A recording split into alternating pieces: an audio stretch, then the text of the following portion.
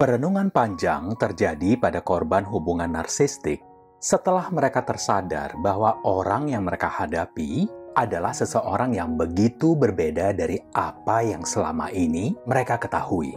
Kedoknya sudah terbongkar dan ternyata punya gangguan kepribadian.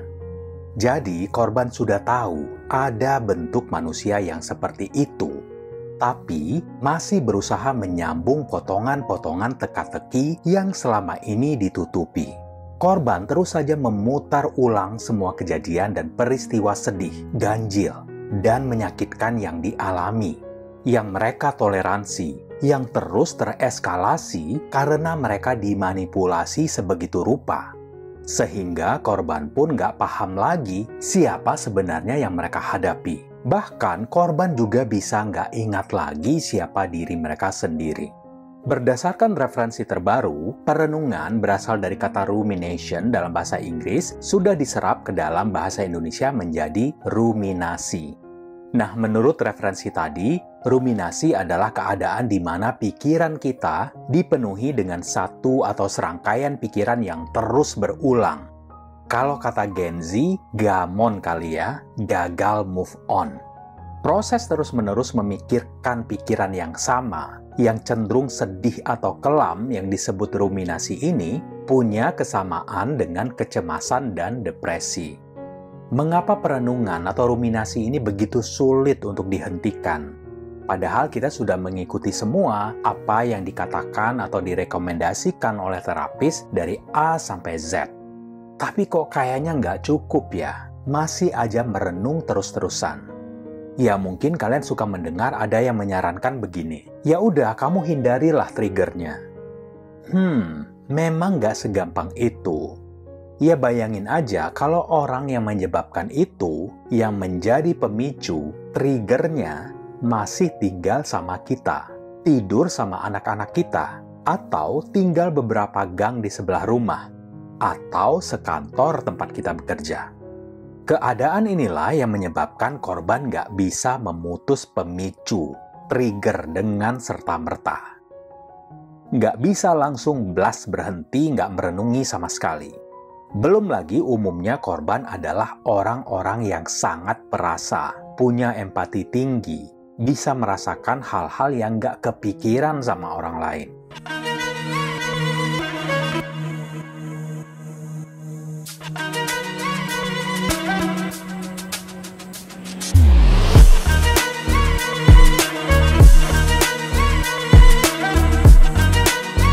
Halo, selamat datang di Gerakai bersama saya, Aden Giri. 60% lebih dari kalian yang mampir ke channel ini belum subscribe.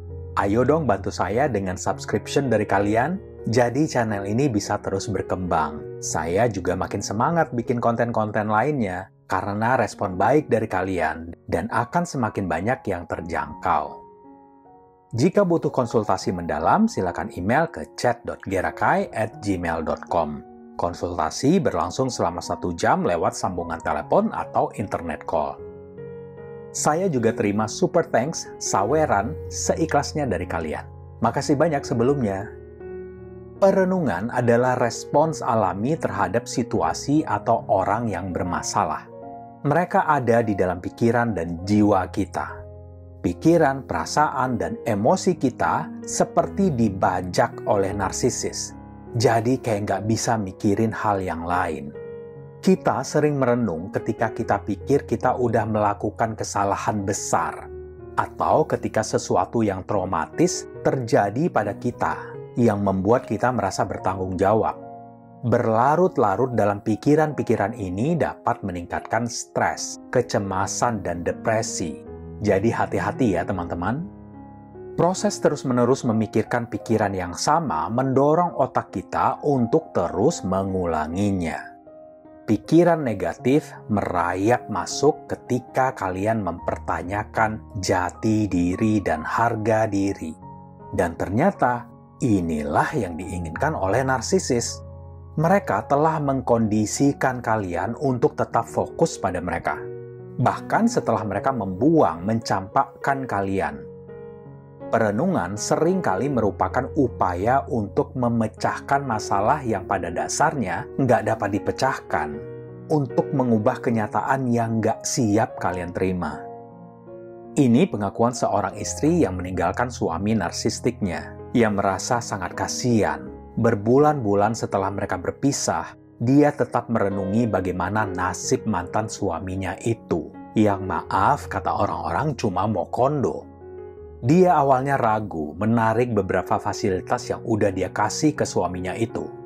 Terakhir, dia sangat bimbang untuk ngambil kembali mobil yang dia belikan. Si wanita kasihan katanya, gimana nanti kalau si mantan suami mudik ke kampungnya, nengokin ibunya yang udah tua dan sakit. Sebegitu errornya pikiran korban. Padahal selama pernikahan, si suami udah ketahuan berkali-kali selingkuh, bahkan mencuri barang milik istrinya. Tapi dia masih aja mikirin gimana nasib si suami mau kondo tadi. Padahal dia lihat sendiri dari story para selingkuhan-selingkuhannya di dalam mobil yang dia belikan itu. Beruntunglah si istri punya teman yang masih objektif melihat bahwa si mantan suami nggak perlu dikasihani. Saran si teman, coba pikirin nih, 2-3 bulan dari sekarang, pas lo udah lebih tenang pikirannya. Lo mau nggak ngasih tuh mobil buat si bangsat? Nah, penguatan inilah yang bisa mengurangi penyesalan dan perenungan yang nggak berhenti dari si istri. Toh mantannya itu masih bisa nafas, masih ada kerjaan, masih bisa hidup dia. Belum lagi dia dan ibunya masih tinggal di rumah yang dibelikan dari duit si istri. Dan terbukti, selang beberapa bulan aja, si mantan suami mau kondo udah dapat mobil lain, entah dari suplai yang mana. Saking nggak teganya, si istri tetap aja ngasih satu motor untuk si mantan. Jadi kira-kira begitu ya, kebingungan dan perenungan yang dialami korban bisa macam-macam bentuknya. Ini memang bagian dari trauma bond, ikatan trauma. Racun si narsisis itu lama banget bisa keluar dari sistem tubuh korban. Berikut ini adalah contoh lainnya, tentang bagaimana pasangan yang gak mau berhubungan intim. Berbagi tempat tidur dengan seseorang yang gak mengakui kalian sebagai makhluk seksual sangat menyakitkan. Si suami ngasih testimoni begini, "Saya berada dalam pernikahan tanpa seks selama bertahun-tahun. Sebagai seorang pria dengan libido yang tinggi, saya merasa nggak cukup. Lebih buruk lagi, saya merasa nggak terlihat. Wanita yang seharusnya menginginkan saya, ternyata nggak punya hasrat sama saya. Kami membicarakannya berkali-kali, udah terlalu sering malah. Tapi itu malah menjadi kesalahan saya. Katanya saya pengennya kebanyakan. Seminggu sekali terlalu banyak buat dia. Dia selalu ngeluh sakit kepala, sakit perut, stres, capek. Ketika saya minta secara eksplisit, percakapan justru berakhir dengan dia bilang kalau saya yang membuatnya merasa frigid, dikebiri karena dia nggak pengen seks sebanyak yang saya mau. Kok kayak saya yang maniak ya? Semuanya salah saya. Red flag sebenarnya udah kelihatan. Sebulan setelah bulan madu, hubungan intim kami dengan cepat berkurang menjadi seminggu sekali, lalu 2 minggu sekali. Bertahun-tahun berlalu, bisa dihitung berapa kali kami berhubungan. Sebelum bercerai, sebenarnya sudah 1 tahun lebih kami nggak berhubungan intim. Udah nggak kehitung lagi berapa kali saya nangis sampai tertidur. Saya nggak ngerti apa yang salah dengan diri saya. Apakah saya memang nggak pantas buat dia? Apakah saya menjijikkan? Saya merasa kami seperti masih saling mencintai. Kami masih pegangan tangan, pelukan, ciuman, tapi nggak pernah berlanjut ke seks. Kemudian yang sangat menyakitkan, saya tahu kalau dia selingkuh. Bahkan sejak awal pernikahan, gonta-ganti orang, dan ternyata dia sangat doyan dengan seks. Selama bertahun-tahun, harga diri saya dirusak olehnya. Bertahun-tahun merasa rendah diri, bertahun-tahun merasa kurang sebagai seorang pria. Pas saya minta cerai pun, dia masih manipulasi saya untuk tetap bertahan. Besoknya, dia ketahuan tidur sama selingkuhannya lagi. Ya, waktu itu memang udah nggak ada cara lain selain saya tinggalin dia. Tapi setelah setahun pisah pun, saya masih merenung sakitnya dibohongi bertahun-tahun. Kebayang nggak kalau korban nggak bisa meninggalkan si narsisis, masih tinggal serumah? Ya, perenungan memang mirip-mirip dengan PTSD, Post Traumatic Stress Disorder. Skenario yang terus berputar di kepala kalian, mencari cara gimana menghentikan pelecehan agar tidak terulang kembali. Bahkan untuk hal-hal yang belum terjadi. Misalnya kalian mikirin tentang tetangga yang julid, teman kantor yang keparat, teman alumni yang bigos, dan lain-lain. Ini semacam teknik bertahan hidup jika orang tersebut masih ada dalam hidup kalian. Kalau nggak merenungi gini, kalian takut pengalaman serupa akan terjadi kembali. Menurut pengalaman saya pribadi, kita bisa membantu diri sendiri agar nggak terbebani secara emosional oleh perenungan. Memang kita nggak akan bisa menghentikannya, tapi kita bisa mengeremnya. Ketika hal ini udah terlalu muter-muter nggak ada juntrungannya. Ini ada beberapa tips buat kalian berdasarkan pengalaman saya pribadi dan juga beberapa testimoni dari penyintas lainnya. Hal pertama adalah menyadari tentang keberadaan kalian secara fisik. Sadari kalian berada di mana, sedang apa, sedang dudukkah, sedang ngerjain sesuatu di komputer, sedang memotong tempe kah, sedang di lorong supermarket. Nah, begitu kalian tersadar, lihat sekeliling kalian. Tarik nafas dalam-dalam dan keluarkan juga pelan-pelan. Mengeluarkan nafas pelan-pelan ini lebih penting daripada menarik nafas tadi ya. Ini dilakukan untuk ngasih kalian kontrol terhadap pikiran. Lalu, cobalah untuk mengamati apapun yang ada di sekitar kalian. Gerakan perut kalian yang naik turun karena nafas tadi misalnya. Atau deskripsikan benda-benda yang ada di sekitar kalian. Apa bentuknya, apa warnanya, berapa jumlahnya, teksturnya, dan seterusnya. Yang kedua, menyambung dari yang pertama tadi ya, lakukanlah interupsi pikiran. Ketika kalian merenung, coba berhenti dan sisipkan kalimat ini. Hal ini bisa ngebantu atau bermanfaat nggak sih? Ucapkan kalimat ini berulang-ulang, sampai kalimat ini mematahkan trigger atau pemicu perenungan atau pikiran kalian. Sisipkan juga doa saat interupsi pikiran ini. Panjatkanlah doa seperti ini. Kuatkanlah tubuh, pikiran, dan mental saya menjalani semua ini.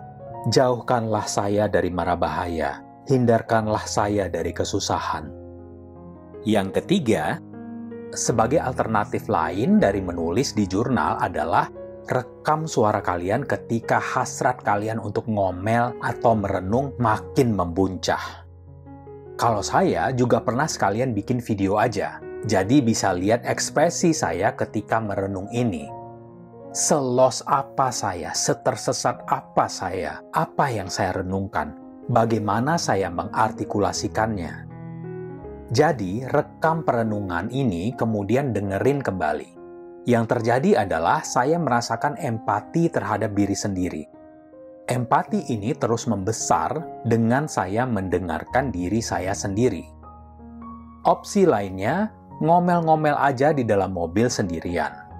Dijamin pikiran kalian akan lebih jernih. Atau duduk di depan cermin dan lakukan percakapan dengan diri sendiri. Hal ini lebih baik daripada membiarkan semuanya berputar-putar di kepala kalian. Cobain ya, apalagi kalian-kalian yang merasa selama ini nggak terlihat, merasa dikucilkan, disingkirkan, dan seterusnya. Munculkan diri kalian, dengerin diri kalian, tumbuhkan empati buat diri kalian.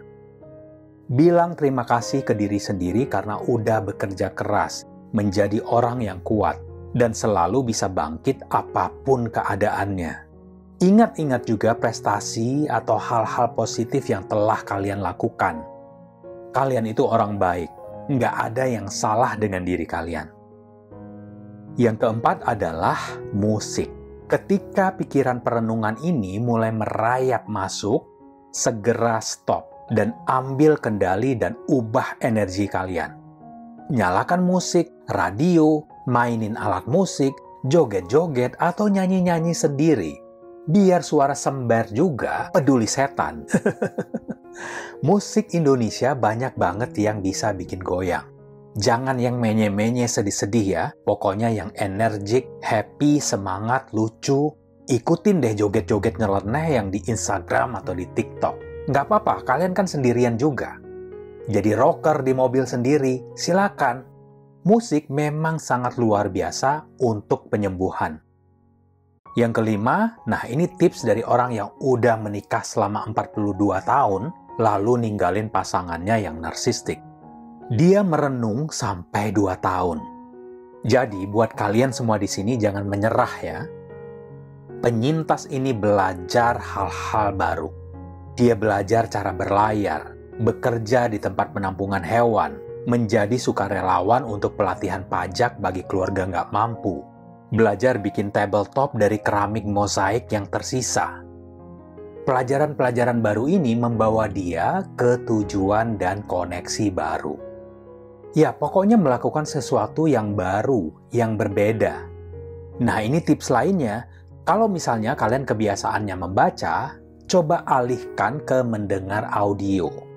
Terkadang mendengarkan buku audio bisa menarik kalian lebih dalam ke cerita dan menarik diri kalian lebih jauh dari pikiran perenungan yang berliku-liku tanpa henti.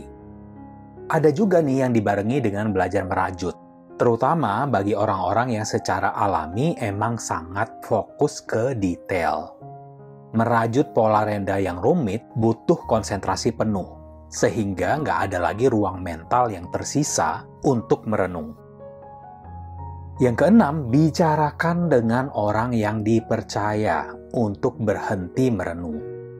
Yakin deh, seiring berjalannya waktu, akan semakin jarang kalian merenung dan semakin jarang membicarakannya.